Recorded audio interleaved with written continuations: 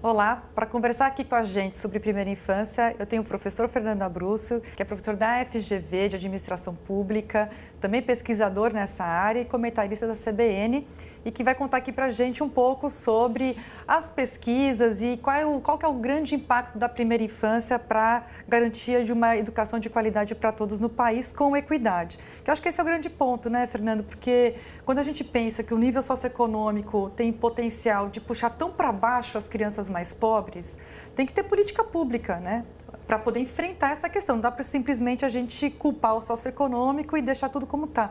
E a primeira infância é uma estratégia muito importante nesse sentido, né? Priscila, não só no Brasil, no mundo, né? Vários países no mundo têm usado a primeira infância, políticas para a primeira infância, no fundo, trazer educação para mais cedo como uma forma de reduzir as desigualdades sociais. Desde os estudos na década de 80, feitos pelo Heckman, que ganhou o Prêmio de Nobel de Economia, Alemanha, Portugal, Finlândia, Singapura, muitos países do mundo estão fazendo isso. E no Brasil é mais importante, né, Priscila? Porque nossa desigualdade é ainda maior. Nós avançamos muito em universalizar o acesso e quase a permanência no fundamental. Na educação infantil estamos caminhando para isso, mas quando vai um pouquinho para baixo da educação infantil, nós ainda estamos bastante distantes dos países desenvolvidos. Se nós tivermos políticas para a primeira infância, na verdade, nós vamos conseguir reduzir a desigualdade de oportunidade. Esse que é o ponto central. Porque quando você consegue colocar crianças mais cedo na escola, você faz com que algumas não saiam do quinto andar e outras do subsolo. Você faz com que as crianças saiam mais ou menos próximas e com isso você permite com que o aprendizado seja mais próximo entre crianças mais pobres e crianças mais ricas. É bom lembrar, no Brasil, as crianças de 8 a 9 anos, 55% delas não têm alfabetização adequada. Um dos maiores problemas que gera isso é não ter boas políticas de primeira infância. As pessoas acham que esse problema está só na política da alfabetização. Não. Quanto mais cedo as crianças chegarem à escola, mais fácil elas serão alfabetizadas. Isso não tem nada a ver com método, nem com qualidade do professor. Há estudos internacionais mostrando isso. Então, se o Brasil fortalecer as políticas de primeira infância, terá maior alfabetização, as crianças vão partir de um patamar mais próximo e a desigualdade vai ser combatida. E se a gente olhar para a primeira infância como uma política intersetorial, né, que combina educação, saúde, assistência, cultura e esporte para poder dar esse repertório todo, principalmente para a criança mais pobre, aí fica muito mais poderoso, né? Você acha que o fato do Brasil nunca ter levado a sério a primeira infância é uma questão porque a gente não tem conseguido montar essa articulação entre diferentes áreas? A gente tem dificuldade no Brasil de montar essa articulação? Enorme dificuldade, porque cada área funciona como uma caixinha separada das demais. Então, a saúde tem suas políticas, seu sistema, a assistência tem seu sistema, educação tem lá um quase sistema, cultura e esporte são muito fracas como áreas de políticas públicas. É preciso articular, mas assim, dificilmente o diretor de escola conversa com o diretor do CRAS na assistência social. Dificilmente o diretor do hospital conversa com o diretor da escola. Então, há uma falta de comunicação entre as políticas públicas. E os governos gostam de criar um monte de áreas, às vezes por razões políticas, às vezes para dizer que estão preocupados com tudo, quando deveriam ter um plano integrado por temas transversais, né? Por grandes questões. E hoje a primeira infância é uma grande questão. Como é a questão do idoso, por exemplo. Então, como é a questão da juventude. E para dar mais certo, é preciso articular. Então, não basta você... Hoje tem uma briga muito grande para aumentar o número de creches, né? O número de vagas em creches. Mas se na creche não há contato da criança com questões de saúde, que é muito importante nesse período, se a partir da creche não há um contato da família com a assistência social, porque muitas vezes as mães não conseguem colocar nas creches porque há problemas no núcleo familiar. E isso não vai ser resolvido pela creche. Não adianta ela colocar como se fosse um depósito a criança lá e esse problema no núcleo familiar continuar. Então é preciso articular mais as políticas públicas no plano local, elas são oferecidas no plano local e a partir disso fazer com que se tenha uma visão mais integral da primeira infância. Esse é o termo correto. Uma visão mais sistêmica do que é a criança. E acho que, como você bem falou, Priscila, acho que colocar questões como esporte são muito importantes, porque elas atraem a criança àquela política pública, a questão da cultura. E tudo isso vai reduzindo a diferença entre os mais pobres e os mais ricos. Aqueles mais ricos que saíram do 5º andar e os mais pobres do subsolo, talvez fique entre o 2º e o 3º andar a comparação. O que já seria um avanço enorme no país. Exatamente. Acho que, e como você falou, tem que acontecer no território, né? E o município é o lugar da entrega desse serviço, né? E a gente tem que fazer de um jeito que União, estados e municípios vão em cadeia fazendo com que esse serviço chegue na ponta. E tem basicamente dois tipos desse serviço acontecer, que a gente conhece, né? Assim, visitação nas casas, né? Até vou pedir daqui a pouco para a gente passar um vídeo para ilustrar, ou estruturas que reúnem esses serviços todos numa estrutura física para poder fazer essa entrega para a criança. Para ilustrar essa estratégia de visitação, vamos ver um vídeo aqui com um depoimento de uma mãe que participou de um programa que é o PIN, lá do Rio Grande do Sul, com seu filho. Eu sou a Raquel, sou mãe do Bernardo e do Gregory. Eles participam do PIN Criança Feliz há 3 anos já. Bem assim, e, nossa, para mim foi muito bom. Foi muito bom e está sendo ainda, pois o aprendizado deles foi bem mais rápido do que os outros que não tiveram esse acompanhamento. Se bem assim, espero que continue, né? Sempre. O próximo também, que eu vou ter.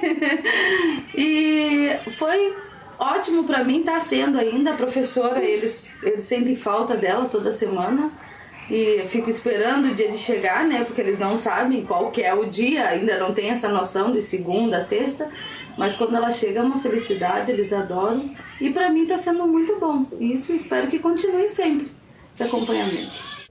Bom, esse é o PIN, né? Que é o Primeira Infância Melhor lá do Rio Grande do Sul. Qual que é a tua opinião sobre esse tipo de estratégia de visitação? Eu acho que ela é importante. Ela não elimina a estratégia de você ter um serviço integrado, mas ela é importante. A gente teve, por exemplo, em Taboão da Serra há algum tempo, aquela política da Secretaria de Educação Municipal e a casa das pessoas num segundo turno para ajudar e pensar a questão da lição de casa. E foi muito interessante aquela experiência. Então, eu acho que a prática de visitação é uma forma de o Estado se aproximar da família. Há muitos obstáculos entre a família e o Estado, baixa escolaridade das famílias, dificuldades burocráticas, distâncias territoriais. Então, eu acho que é interessante. Agora, eu acho que isso não elimina a importância de você ter um bom serviço. Porque o risco que pode acontecer é você dizer, olha, então basta o Estado e a casa da família e pronto, se resolve e não se faz a educação num lugar em que há mais crianças. Porque uma coisa muito importante na primeira infância é ter contato com mais crianças. Eu sempre digo que muitas vezes, eu tenho filha pequena, você também tem, né, Priscila?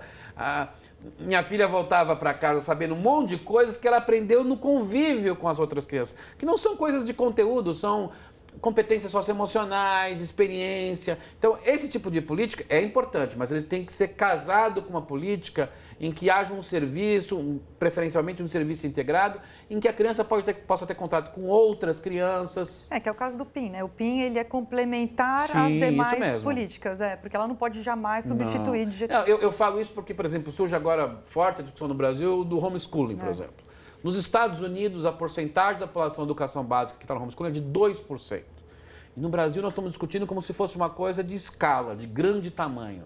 E você vê quem é que faz nos Estados Unidos? As pessoas que moram em lugares muito distantes, de religiões muito fechadas, ou gente rica.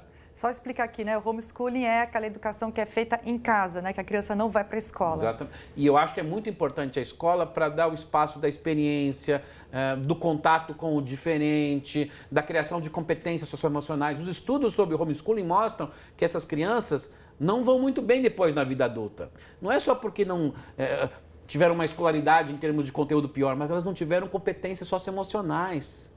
Então, nós temos que prestar atenção de que é legal ter o Estado indo às famílias, mas é legal que as famílias tenham um lugar em que seus filhos possam ter um aprendizado coletivo de competências socioemocionais, de experiência e mesmo de conteúdo.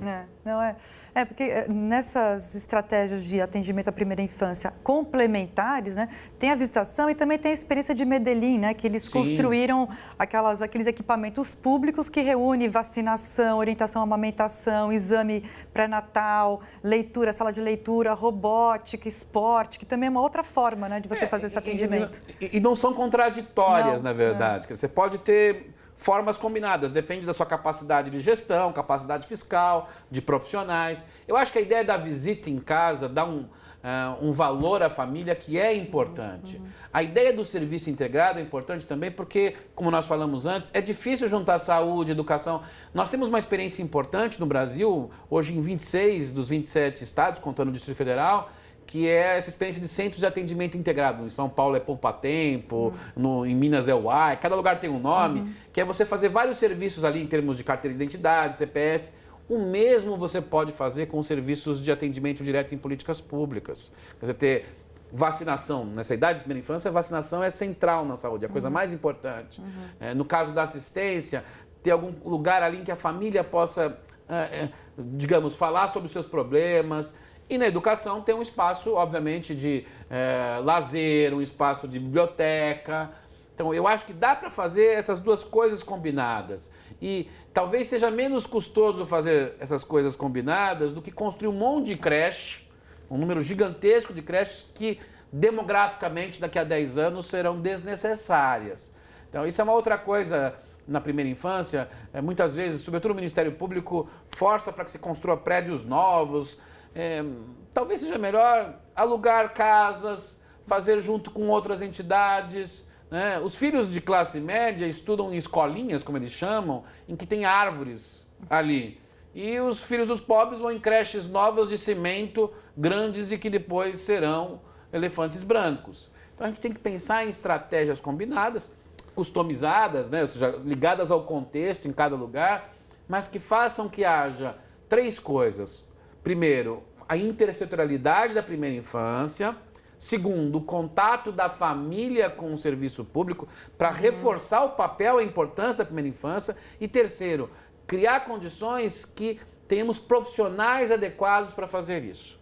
Porque a visitação, a gente pensa, qualquer um não, tem que ser um profissional muito adequado, Priscila. E acho que a capacitação de pessoas para trabalhar na primeira infância ainda é uma questão muito... Nós estamos muito atrasados no Brasil nesse processo. Quer dizer, professor de creche, educação infantil já está mudando mais.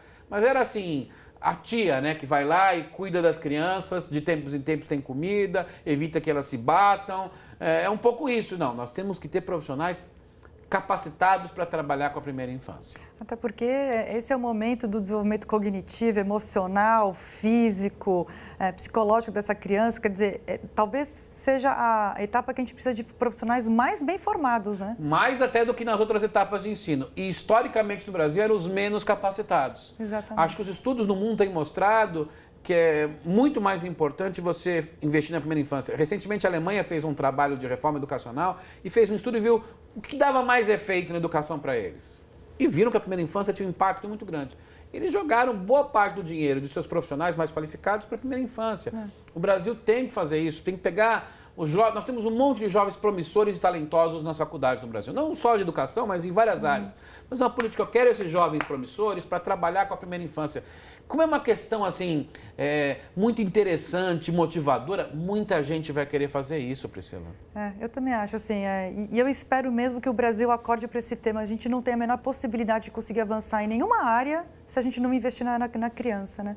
Fernando, infelizmente nosso tempo já acabou. A gente conversou aqui com o Fernando Abruzzo sobre política de primeira infância para o país. E esse episódio e os demais dessa série do Entrevista você encontra lá no Futura Play. Conto com você lá e até a próxima.